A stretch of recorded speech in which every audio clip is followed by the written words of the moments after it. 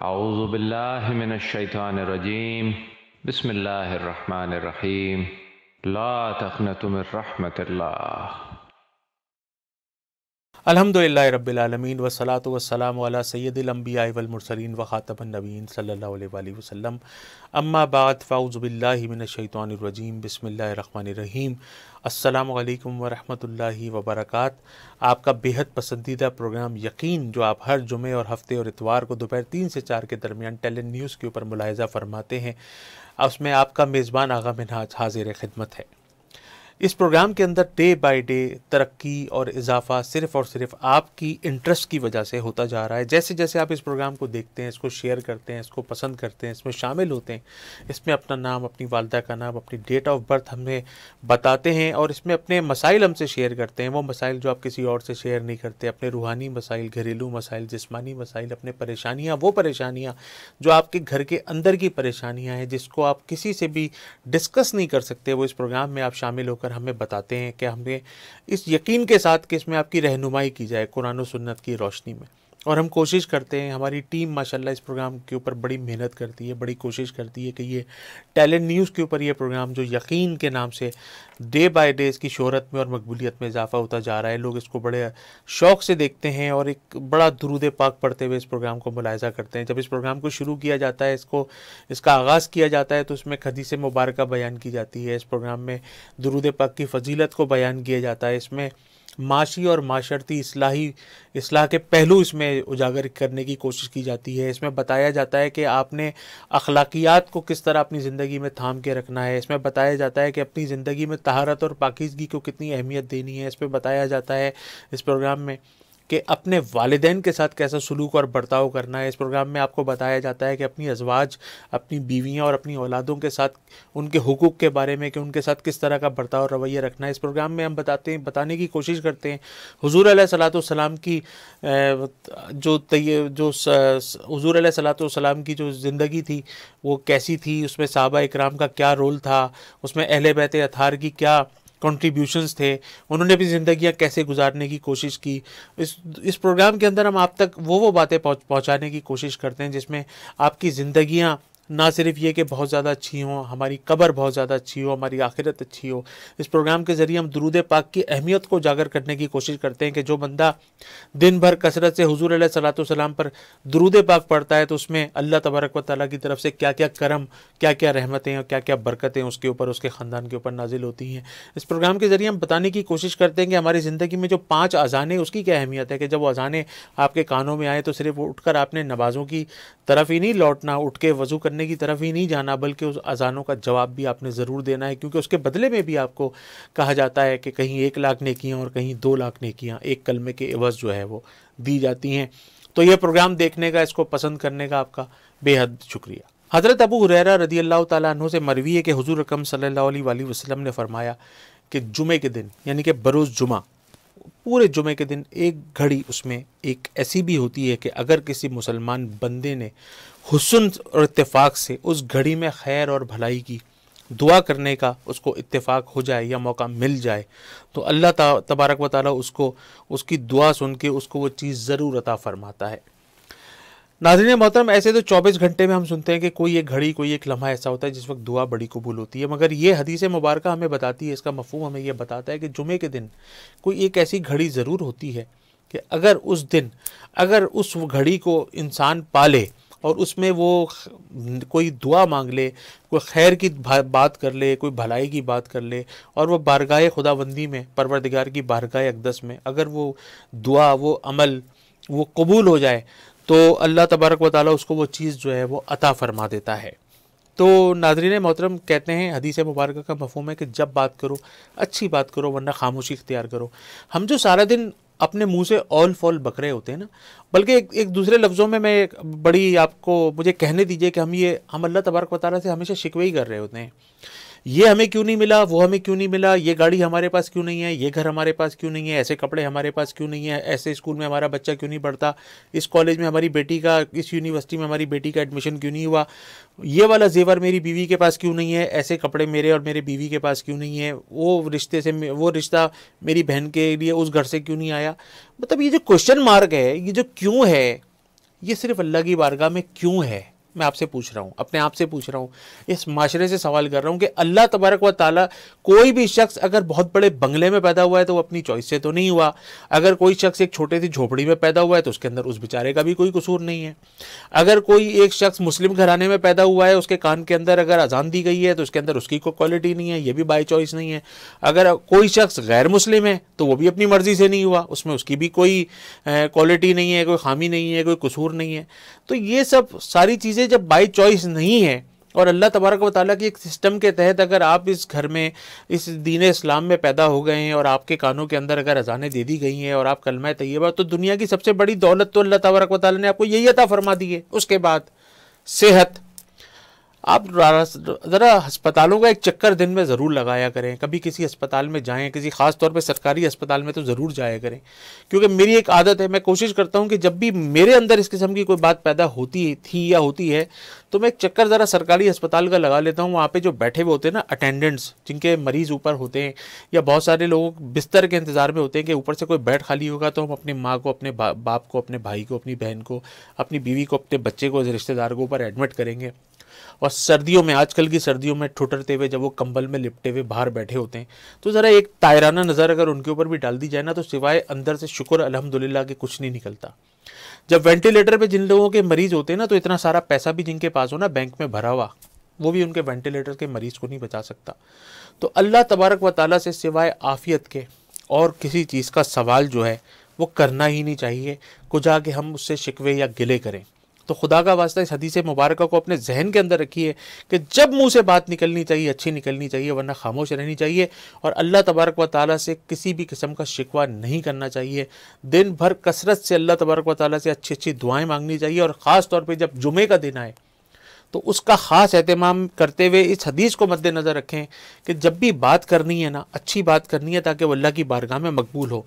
क्योंकि यहाँ हदीस मुबारक में ये जिक्र तो ज़रूर आया है कि 24 घंटे में कोई एक लम्हा, जुमे के दिन एक ऐसी घड़ी ज़रूर होती है कि जब इंसान उसमें कोई खैर की बात करे तो वो अल्लाह की बारगाह में मकबूल हो जाती है, तो अल्लाह उसे अता फरमा देता है। लेकिन इस बात के, इसके बिटवीन द लाइन हमें ये बात भी शायद समझाने की कोशिश की जा रही है कि जो तुम्हारे मुँह से जो गलत बातें निकलती हैं ना, ये भी अल्लाह की बारगाह में अगर कबूल हो जाती हैं तो कोई कहते हैं ना कि वो शामत अमाल, वो है इंसान अपनी ज़िंदगी में जो भी परेशानियाँ देखता है वो उसकी अपनी शामत अमाल है। तो कहीं हमारे लिए शामत अमाल ना हो जाए। हुजूर अलैहिस्सलाम इरशाद फरमाते हैं कि जिसने दिन और रात पे शौक़ और मोहब्बत से 3-3 मरतबा मुझ पर दुरूद शरीफ पढ़ लिया, अल्लाह तबारक व ताला पर हक है कि वो उसको एक दिन और रात के गुनाहों को बख्श दे, माफ़ फरमा दे। तो आइए प्रोग्राम के आगाज़ में दुरूद पाक पढ़ते हुए इस प्रोग्राम का बाकायदा आगाज़ करते हैं। अल्लाहुम्मा सल्ली अला सय्यदना व मौलाना मुहम्मद व अला आलिहि व सहबिहि व बारिक वसल्लिम अलैहि, कि जिसने दिन में 3 मरतबा और रात को 3 मरतबा शौक़ से, मोहब्बत से हुजूर अलैहिस्सलाम पर दुरूद शरीफ भेज दिया, पढ़ दिया, तो अल्लाह तबारक व ताला पर हक है कि उसके दिन के और रात के गुनाहों को बख्श दे। तो कम से कम आज, कम से कम इस प्रोग्राम को देखते हुए मैं तो आपको हमेशा यही कहता हूँ, जब इस प्रोग्राम का बाकायदा आगाज़ हो तो दुरूद पाक से हो। और जब तक आप इस प्रोग्राम को देखते रहें अपने अहलो याल के साथ, बहन भाइयों के साथ, वालिदैन के साथ, तो आपके कसरत से ला इलाहा इल्लल्लाह मुहम्मदुर रसूलुल्लाह सल्लल्लाहु अलैहि वसल्लम अस्तगफिरुल्लाह ला हौला वला कुव्वता इल्ला बिल्लाह ये पढ़ते रहिए। ये सबसे छोटा दुरूद पाक सल्लल्लाहु अलैहि वसहबिहि व बारिक वसल्लिम अलैहि पढ़ते रहिए। कि सबसे बड़ा दुरूद पाक दुरूद ताज, दुरूद तुनजीना, दुरूद इब्राहिमी, जो आपको सही लगे, अल्लाहुम्मा सल्ली अला मुहम्मद व आले मोहम्मद, जो आपको आपकी ज़बान पर, आपके दिल पर जो कैफियत पैदा करे, वो दुरूद पाक हुजूर अलैहिस्सलाम के ऊपर पढ़ते रहिए। तो हर दर्द की, हर मुश्किल की, हर परेशानी की जो दवा है वो सिर्फ़ और सिर्फ सल्ले अला है। सक्कर से हमारे एक भाई हैं जिनका नाम है सुफियान और वालदा का नाम है सिद्दीका। वो कहते हैं कि सीधी आँख के अंदर जो है वो पानी आ गया है, यानी कि काला पानी आ गया है और इस आँख से कुछ नज़र नहीं आ रहा, बीनाई जो है वो मुतासिर हो गई है, बहुत ज़्यादा परेशान है। डॉक्टर को भी दिखाया है, आई स्पेशलिस्ट को दिखाया, तमाम आई के टेस्ट वगैरह आए, वो उसके अंदर कोई चीज़ अभी तक हम पकड़ नहीं पाए कि ये प्रॉब्लम हमारे साथ क्या है। और बराए मेहरबानी कोई ऐसा वजीफ़ा दीजिए कि जिससे हमारा ये मसला हल हो जाए। इंशाअल्लाह जी बिल्कुल आपको वजीफ़ा देंगे। और ऐसे ऐसे केसेस हमारे पास बहुत सारे आए जो बीनाई से मुतासिर हुए, रात को सोए तो सुबह खुदा न खास्ता उनकी बीनाई चली गई, एक आँख में काला पानी आ गया, दोनों आँखों में धुंधलाहट आ गई। ऐसा वजीफ़ा इंशाअल्लाह कुरान पाक में अल्लाह तबारक व तआला ने तमाम बीमारियों का, तमाम परेशानियों का इलाज रखा है। तो ये जो पारा नंबर 26 में जो सूरह काफ है, जो सूरह काफ की आयत नंबर 22, जिसको आप पढ़ते हैं फ़कशफ़ना अनका ग़िताअका फ़बसरुका यौमल हदीद, फ़कशफ़ना अनका ग़िताअका फ़बसरुकल यौम हदीद। तो ये जो आयत नंबर 22 है और पारा नंबर 26 है सूरह काफ की, तो ये आप हर नमाज के बाद 41 मरतबा पढ़िए। और या नूरो या नूरो या नूरो ये भी 41 मरतबा पढ़िए। पानी के ऊपर दम कीजिए और दम करके ड्रॉपर से जमजम के ऊपर आप इसको दम करें और अर्के गुलाब के ऊपर इसको दम करें और अपनी आंखों में दिन में 3 मरतबा डालें। रात को सोते हुए इसमें ड्रॉपर से लेके दोनों आंखों में जमजम डालें और दिन में 2 मरतबा अर्के गुलाब डालें। अर्के गुलाब अच्छा वाला होना चाहिए। और दोबारा बता देता हूँ, सूरह काफ पारा नंबर 26 आयत नंबर 22, फ़कशफ़ना अनका ग़िताअका फ़बसरुकल यौम हदीद, ये आपने हर नमाज के बाद 41 टाइम्स 41 मरतबा पढ़नी है। और इसको पढ़ के जमजम के ऊपर दम करें और या नूरो या नूरो या नूरो ये भी पढ़ें 111 मरतबा हर नमाज के बाद। और उसके बाद इसको पढ़ के दम करें और दम करने के बाद इसको जमजम पर और अर्के गुलाब अच्छा वाला लेके उस पर दम कर दीजिए। और रात को सोने से पहले थोड़ा सा जमजम दोनों आँखों में डालिए और दिन में 2-3 दफ़ा हो सके तो अर्के गुलाब डालिए। और इंशाल्लाह आप देखिएगा कि कुछ ही दिनों के अंदर अल्लाह तबारक व तआला का करम हो जाएगा। लेकिन ये जो पढ़ेंगे ना फ़कशफ़ना अनका ग़िताअका, तो ये पढ़ेंगे आप दोनों ये जो आपके अंगूठे हैं इनके ऊपर पढ़ के ऐसे फूंक के और इसके बाद अपने आंखों के ऊपर डाल देंगे 41 टाइम्स हर नमाज के बाद। तो इंशाल्लाह बहुत जल्दी, मैंने बहुत सारे लोगों के चश्मे उतरते हुए और टूटते हुए भी देखे हैं। तो ये अल्लाह तबारक व तआला ने कुरान पाक में हर बीमारी का, हर परेशानी का इलाज रखा है। सिर्फ आपका यकीन होना चाहिए कि मैं जो ये अमल कर रहा हूँ, ये मैं जो कुरान पाक की जो आयत मुबारक पढ़ रहा हूँ, ये या नूरों को जो 100 मरतबा पढ़ के दम कर रहा हूँ, ये जो मेरे हाथ में अर्के गुलाब है, इसके अंदर अल्लाह तबारक व तआला ने इससे मेरे पढ़ने से इसमें शिफा डालनी है। और ये जब मेरी आंखों में जाएगा तो मेरा इंशाल्लाह न सिर्फ आंखें रोशन हो जाएंगी, बल्कि इंशाल्लाह तबारक व तआला अल्लाह तबारक व तआला आपका कल्ब भी रोशन फरमाएगा। और ये जो क्या नाम है, जमजम है, ये हमारा होली वाटर है, हमारा बड़ा मुकद्दस पानी है, ये बैतुल्लाह से निकला है और ये अभी तक चश्मा जो है रवा दवा है।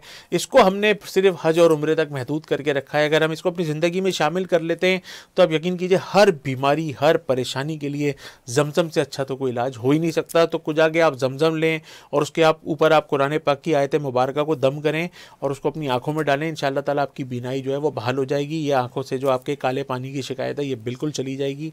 इंशाअल्लाह आप बिल्कुल ठीक हो जाएंगे। कोहाट से हमारी बहन है जिनका नाम है सबा और वालदा का नाम है सना। फरमाती हैं कि मेरी दाढ़ों में, गम्स में, मसूड़ों में और दांतों में बहुत ज़्यादा सूजन रहती है। मैं खाने पीने से बहुत ज़्यादा तकलीफ़ में हूँ। मुझसे कुछ ना खाया जा रहा है ना पिया जा रहा है।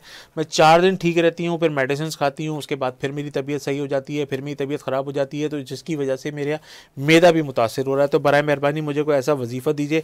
जी इंशाल्लाह बिल्कुल ऐसा वजीफ़ा आपको देते हैं। बल्कि जब आप रात को इशा के बाद जो 3 वितर पढ़ती हैं, आप पहली रकत में, यानी कि वितर जब आप पढ़ें तो पहली रकत में सूरह फातिहा के बाद इज़ा जा, और दूसरी रकत में सूरह फातिहा के बाद तब्बत यदा, और तीसरी रकत में सूरह फातिहा के बाद सूरह इखलास यानी कि कुल हुवल्लाहु अहद शरीफ पढ़ें।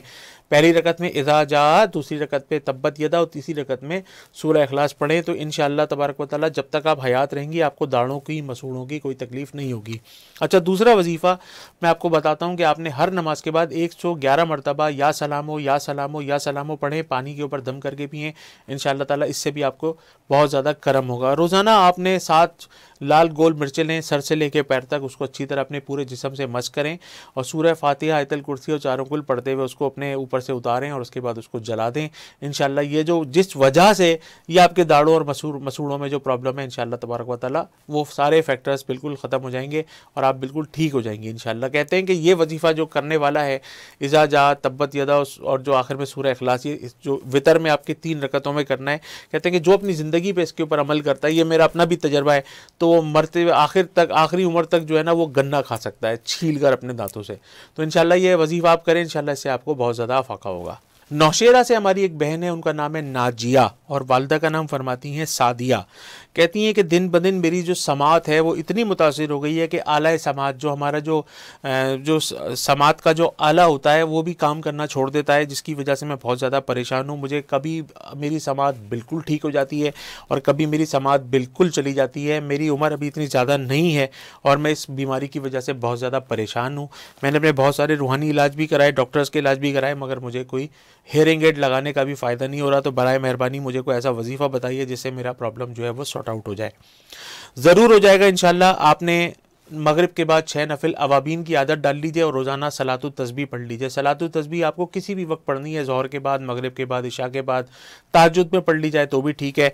तो एक तो आपने 4 रकात नमाज सलातुत तस्बीह पढ़नी है। सलातुत तस्बीह का तरीका अमूमी तौर पर आपको नेट के ऊपर मिल जाता है, यूट्यूब पर मिल जाता है। आपके घर में जो किताबें होती हैं दीनी कुतुब, उसमें पंसूरा होता है, दसूरा होता है, मदनी पंसूरा होता है, तो उसके अंदर भी आपको सलातुत तस्बीह के तरीके जो है वो मिल जाते हैं। वैसे ये जो एक रकत के अंदर 75 मरतबा आपने तीसरा कलमा पढ़ना होता है, सुबहान अल्लाह वल्हम्दुलिल्लाह वला इलाहा इल्लल्लाह वल्लाहु अकबर। तो ये पूरा जो तरीका ही आप सलातुत तस्बीह का उसके अंदर देख लीजिए। और ये सलातुत तस्बीह आपने जो है ना रोज़ाना पढ़नी है, रोज़ाना सलातुत तस्बीह पढ़नी है। और मगरिब के बाद 6 नफिल अवाबीन के आपने पढ़ने हैं। और सूरह हशर की आखिरी 3 आयात जो है ना, सूरह हशर की आखिरी 3 आयात को हर नमाज के बाद, सूरह हशर की आखिरी 3 आयात हर नमाज के बाद 41 मरतबा 41 टाइम्स पढ़ के पानी पे दम करें और उसको पिएँ। 5 वक्ता नमाज की पाबंदी रखें, बावज़ू रहें और रोज़ाना एक भूखे को सदके का खाना कम से कम ज़रूर खिलाएं।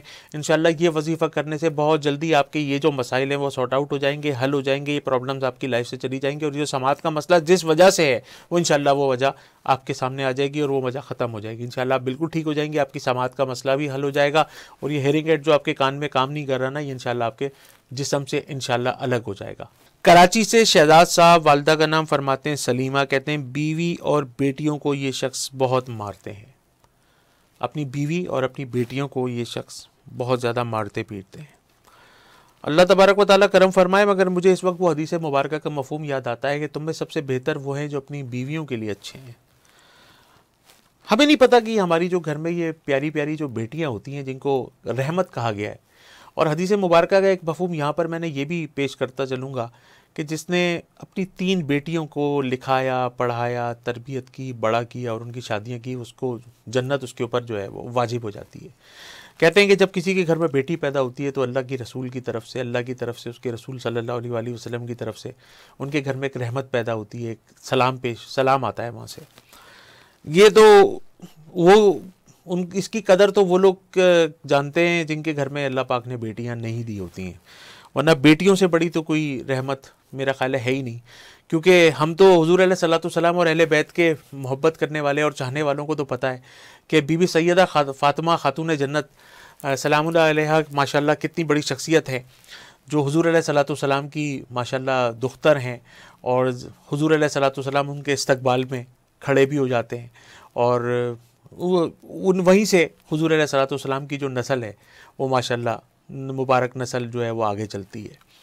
तो इसका आप थोड़ा सा इस बारे में शहजाद साहब सोच लीजिए, क्योंकि इस तरह की कॉल जब आती हैं, जब इस तरह के सवालात आते हैं ना, तो एक अंदर की कैफियत जो होती है वो ज़बान का जो है वो साथ नहीं दे रही होती कि एक इंसान ऐसा भी है जो अपनी बीवी और अपनी बेटियों को इतनी बुरी तरह मारता है कि पूरे मोहल्ले के अंदर उसकी बदनामी होती है। आपको पता है आपकी बेटियां किन घरों में जाएंगी, या आगे जाके किस शख्सियत की बीवी बनेंगी, इनके आगे की ज़िंदगी क्या होगी। जब तक अल्लाह तबारक व तआला ने आपको ये सादत दी है कि जब तक आप इनको अच्छा लिखाएं, अच्छा पढ़ाएं, अच्छा पहनाएं, अच्छा खिलाएं, और उसके बाद एक वक्त आएगा जब ये बच्ची आपके घर से रुखसत हो जाएगी, आप अपनी बीवी और अपनी बेटियों को मारना छोड़ दीजिए। क्योंकि ये अल्लाह तबारक व तआला जब आप डिलीवर नहीं करेंगे ना, तो परवरदिगार को हक़ है कि वो आपसे वो नेमत को ले ले। तो बहुत सारे लोग ऐसे हैं जो हमारे पास आते हैं और कहते हैं कि जी हमारे यहाँ तो औलाद ही नहीं है। आपको तो अल्लाह तबारक व तआला ने बेटियों जैसी औलाद दी है, माशाल्लाह रहमतें दी हैं आपके घर के अंदर। अगर आप इनको अच्छी तरह लिखाएं, पढ़ाएं, तरबियत करें और अच्छी तरह इनकी शादी कर दें, इनको रुखसत कर दें, तो आपके ऊपर तो जन्नत जो है वो वाजिब हो जाती है। तो बराए मेहरबानी अपना ख्याल रखिए, और मैं एक वजीफ़ा आपको दे रहा हूँ, उस वजीफ़े को करवाइए इनसे। और अगर ये नहीं कर सकते तो इनको पढ़कर दम कीजिए, बिस्मिल्लाहिर्रहमानिर्रहीम, बिस्मिल्लाहिर्रहमानिर्रहीम, बिस्मिल्लाहिर्रहमानिर्रहीम 786 मरतबा मगरिब के बाद, इशा के बाद, या रात के किसी भी पहर में 786 मरतबा बिस्मिल्लाहिर्रहमानिर्रहीम पढ़ के पानी पे दम करके इनको पिलाएं इंशाअल्लाह। और अल्लाह ताला से गिड़गिड़ा के इनके लिए दुआ भी करें कि अल्लाह तबारक व तआला इनको हिदायत अता फरमाए। और जब इंसान हिदायत से दूर होता है तो वो शयातीन के करीब होता है, और जब वो शयातीन का करीब होता है ना, तो शयातीन जो है उसके जिस्म के अंदर, उसकी रगों में, आस्तीन में, उसके रगों में, उसकी नसों में खून की तरह जो है वो बहते हैं, खून के साथ जो है शयातीन उसके अंदर बहते हैं। तो ये हमें अल्लाह तबारक व तआला शयातीन के मकरो फ़रेब से दूर रखे। तो ये इंशाअल्लाह वजीफ़ा कीजिए, अल्लाह तबारक व तआला ने चाहा उसका करम होगा और ये शख्स जो है अपने घर वालों के लिए अल्लाह तबारक व तआला इसको बहुत ज़्यादा मेहरबान करे। कोयटा से अमान साहब हैं, वालदा का नाम फरमाते हैं तंजीला, कहते हैं कि लोग कर्ज़ा लेकर वापस नहीं करते, मेरे पैसे खा जाते हैं। मैंने बहुत सारे लोगों को कर्ज़े के तौर पे पैसे दिए, बुरे वक्त पे लोग मेरे घर पर आए, दरवाज़ा पीटा, कभी कहा कि मैं मेरे घर का कोई शख्स कोई फ़र्द अस्पताल में है तो मैंने उनको इमदाद की कोशिश की, वो मेरे पैसे वापस नहीं आए। किसी ने आके मुझसे कर्ज़ मांगा कि मुझे कारोबार के लिए पैसे चाहिए, मैं इतने टाइम के ऊपर वापस लौटा दूंगा, मैंने उसको भी पैसे दिए, वो भी पैसे वापस दिया है। तो लोग मेरे पैसे जो है वो लेके खा जाते हैं। तो बराए मेहरबानी कोई ऐसा कोई रास्ता कि मेरे ये डूबे हुई रकम ये मेरी जो है वापस आ जाए, क्योंकि मैं इस वक्त बहुत बुरे हाल के अंदर हूँ और मैं सिर्फ अपने पैसे लोगों से मांग रहा हूँ। तो मेरे भाई ये जो मेहरबानियाँ आप लोगों के ऊपर करते रहते हैं, तो एक तो सबसे पहली बात ये है कि इसका तो सिला और अजर आपको परवरदिगारी देगा और बहुत बेहतर करके बहुत बड़ा अजर व सवाब मिलेगा। क्योंकि नेक नियति के साथ जब आप अपने किसी भाई की, अपनी किसी बहन की मदद करते हैं कि चलो जी आपके दिए हुए रकम से इनका घर का मसला हल हो जाए, इनकी बीमारी का प्रॉब्लम सॉल्व हो जाए, इनके घर में अगर शादी रुकी हुई है तो जहेज़ का मसला हल हो जाए, अस्पताल का बिल पे हो जाए, तो ये आपने तो अपने इनर को बिल्कुल साफ़ रखा हुआ है, अपनी नीयत को साफ़ रखा हुआ है और आप लोगों की इमदाद कर रहे हैं। ये उन लोगों के ऊपर खुदा ना खास्ता भारी ना पड़ जाए जो किसी के पैसे खा जाते हैं। क्योंकि अगर आपने इस दुनिया के अंदर किसी के पैसे खा लिए तो बरोज़ क़यामत तो इसका हिसाब पैसों में तो नहीं होगा। ये दुनियावी रकम है, डॉलर है, पाउंड्स हैं, यूरो है, ये पाकिस्तानी करेंसी है, ये प्राइस बॉन्ड है, ये गोल्ड है, ये सिल्वर है या ये क्रिप्टो है, ये जो भी करेंसी है इसका हिसाब इसी दुनिया में, इसी कायनात में रह जाना है। और मरने के बाद जो इसका हिसाब होगा वो यकीन कीजिएगा किसी भी riyal, dollar, euro, crypto, Pakistani currency में तो नहीं होगा। वहाँ तो हिसाब नेकियों में होगा और आप अपनी नेकियां भी दे देंगे ना वहाँ पर खुदा ना खास्ता, और फिर भी अगर आपकी जान खलासी नहीं हुई तो क्या होगा। जब अल्लाह तबारक व ताला किसी को रिवायतों में आता है जब जन्नत का परवाना अता फरमा दे और कहे कि जाओ मैंने तुम्हें जन्नत दी, और बंदा बड़ा खुशी के साथ दौड़ता हुआ जन्नत की जानिब रवा दवा है, और रास्ते में अगर खुदा ना खास्ता उसको आके किसी ने रोक लिया कि भाई कहाँ चलती है, उसने कहा जी मैं तो अल्लाह तबारक व ताला ने मुझे जन्नत का परवाना दे दिया और अब तो मैं जा रहा हूँ जन्नत में। कहने लगे ऐसे कैसे जा रहे हो भाई, दुनिया में जो आपने मुझसे पैसे लिए थे वो अभी तक आपने मुझे वापस नहीं किए और मैं आपसे वो पैसे चाहता हूँ। तो परवरदिगार फरमाएगा कि मैंने तो तुम्हें जन्नत का परवाना दे दिया था, परमिशन दे दिया था, सर्टिफिकेट दे दिया था, इजाज़तनामा दे दिया था, पास दे दिया था कि तुम जाओ जन्नत में। अब इस शख्सियत का जो भी तुम्हारा लेन देन था, जब तक तुम उसको आपस में क्लियर नहीं करोगे मैं इस मामले में तुम्हारी कोई मदद नहीं कर सकता। तो ऐसी सूरत हाल पे हम क्या करेंगे। तो इसका मतलब अल्लाह तबारक व तआला हुकूक अल्लाह माफ़ करवाने पर तो कादिर है, वो तो कादर है, वो तो नुक्ता नवाज है, वो तो माशाल्लाह गफूरुर रहीम है। वो चाहे तो सारी चीज़ें माफ़ फरमा दे और वो किसी छोटी सी बात के ऊपर भी पकड़ ले। लेकिन दुनिया का लेन देन, हुकूकुल इबाद का मामला जब तक बंदा माफ़ नहीं करेगा, जब तक परवरदिगार जो है वो माफ़ नहीं फरमाएगा। तो खुदा का वास्ता अपने लेन देन को इस दुनिया में क्लियर कर दीजिए। ये ना हो कि वहाँ जाकर अपनी सारी कमाइयाँ, सारी नेकियाँ जो इस जहान फ़ानी से लेके हम उस दुनिया में जा रहे हैं, वो सब कुछ देने के बाद हमारे हाथ में कुछ ना बचे और ये दुनिया का लिया दिया वहाँ पर जाके हमें नुकसान पहुँचा दे। तो खुदा का वास्ता इस तरह के मामला से बचें। और आपसे मेरी दुआ है कि अल्लाह तबारक व तआला आपके लिए ख़ास खुसूसी करम फरमाए, यहाँ पर भी और वहाँ पर भी। पंजगाना नमाज की पाबंदी कीजिए और हस्बुनल्लाह व निअमल वकील, हस्बुनल्लाह व निअमल वकील, हस्बुनल्लाह व निअमल वकील हर नमाज के बाद 111 मरतबा पढ़िए और रात को सोने से पहले नंगे सर खुले आसमान के नीचे 1000 मरतबा या मुसब्बिबुल अस्बाब, या मुसब्बिबुल अस्बाब, या मुसब्बिबुल अस्बाब पढ़ें। अब आप कहते हैं जी मेरे पास तो छत नहीं है, मैं छत पे जाके नंगे सर तो ये या मुसब्बिबुल अस्बाब का वजीफ़ा नहीं कर सकता, या इतनी शदीद सर्दी के अंदर मैं अपने छत पे खड़ा नहीं हो सकता। कोई मसला नहीं, आप अपनी गैलरी में खड़े हो जाइए। अगर आपकी गैलरी कोई बैल्कनी इस तरह की है तो वहाँ पे जाके खड़े हो जाइए, वहीं वजीफ़ा कर लीजिए। और वो भी ना हो तो जहाँ आप मौजूद हैं वहीं कर लीजिए कि जहाँ पर आप बैठ के अपनी खिड़की से आसमान को देख सकें। तो ये आखिरी बात भी अगर आपने मान ली और या मुसब्बिबुल अस्बाब का वजीफ़ा रोज़ाना 1000 मरतबा रात को सोने से पहले कर लिया, दिन भर कसरत के साथ आका करीम हुज़ूर अलैहिस्सलातु वस्सलाम पर दुरूद पाक के नजराने भेजते रहिए, बावजू रहिए, रोज़ाना एक भूखे को सदक़े का खाना खिलाइए, अल्लाह तबारक व तआला से गिड़गिड़ा के दुआ मांगिए और दुआएं बड़ी लंबी लंबी मांगा कीजिए। इंशाअल्लाह तबारक व तआला आपके कर्ज़ भी उतर जाएंगे। जिनको आपने कर्ज़ दिए हैं वो भी आपकी रकम इंशाअल्लाह वापस कर देंगे। और अल्लाह ताला से उनकी हिदायत के लिए भी दुआ कीजिए। हो सकता है वो आगे जेन्युइनली कहीं फंस गए हों, क्योंकि बाज़ औक़ात इंसान ऐसा भी होता है कि आपने किसी की हेल्प कर दी और वो बेचारा कहीं आगे लीगली फंस गया, जेन्युइनली फंस गया, हालांकि उसमें आपका तो कोई ताल्लुक नहीं है और आपका कोई कसूर भी नहीं है और आप इसके जवाबदेह भी नहीं है। लेकिन वो बेचारा जहाँ कहीं फंस गया, उसकी अगर आगे से कोई बेचारे की सेटिंग आउट हो गई तो ज़ाहिर है वो खुद भी फंसा हुआ है और आप भी उसकी वजह से फंस जाते हैं। तो उसके लिए भी दुआ कीजिए कि अल्लाह तबारक व तआला उसके ऊपर भी करम फरमाए। और अगर किसी की नीयत ख़राब हो गई है मेरे भाई, उसका तो कोई इलाज नहीं है। अल्लाह तबारक व तआला हिदायत अता फरमाए कि इस दुनिया का लिया दिया इस दुनिया के अंदर ही हम क्लियर कर सकें। हैदराबाद से हमारी एक बहन जिनका नाम है रुकैया, वालदा का नाम है कुलसूम, फरमाती हैं कि आए दिन घर में कुछ ना कुछ होता ही रहता है। कभी फ्रिज जल गया, कभी पानी की मोटर जल गई, कभी गाड़ी का एक्सीडेंट हो गया, कभी कोई चीज़ टूट गई, कभी कोई आईना टूट गया, कभी कोई डिनर सेट टूट गया, कभी कोई कटलरी टूट गई, कभी कोई क्रॉकरी टूट गई। तो इसका कोई हल बता दीजिए। देखिए जी मेरी बहन, आप एक बात को हमेशा याद रखिए कि सखी की हमेशा जान के ऊपर आती है। जो भी सखी होगा ना, जिसको अल्लाह तबारक व तआला ने मालो दौलत दिया होगा और वो अल्लाह ताला की राह में ख़र्च करता होगा, तो उसके ऊपर जब भी आएगी ना, उसके माल पे आएगी। और जो बख़ील होगा ना, उसकी हमेशा जान पर आएगी। तो अल्लाह तबारक व तआला हम सब की जान को और माल को महफूज फरमाए। तो ये जो प्रॉब्लम है ये किसी भी वजह से इंशाल्लाह ख़त्म होगी, लेकिन ये कोई इतनी बड़ी प्रॉब्लम नहीं है। प्रॉब्लम खुदा ना खास्ता वो जब खुदा ना खास्ता किसी की जान के ऊपर आए। तो ये आए दिन के होम अप्लाइंसेस का या इलेक्ट्रॉनिक अप्लाइंसेस का जल जाना ये प्रॉब्लमेटिक तो है, मगर इतनी बड़ी प्रॉब्लम की बात नहीं है। किस वजह से इसको देखना है। पंजगाना नमाज की पाबंदी कीजिएगा और इशा की नमाज के बाद सूरह फतह और सूरह कहफ की तिलावत लाजमी करें। रोज़ाना रात को सोने से पहले इशा की नमाज़ पढ़ें और उसके बाद सूरह फतह पढ़ें और सूरह कहफ की तिलावत करें। अच्छा, 2 नफिल शुक्रानी के रोज़ाना पढ़ें, 2 नफिल सलातुल हाजात बराए खैर और 2 नफिल सलातुत तौबा। ये 6 नफिल की अपनी आदत डाल लीजिए। ज़ोहर के बाद, मगरिब के बाद, इशा के बाद, तहज्जुद में कभी भी 6 नवाफिल आपने पढ़ने। 2 नफिल शुक्राने के कि या अल्लाह मैं तेरा शुक्र अदा करता हूँ।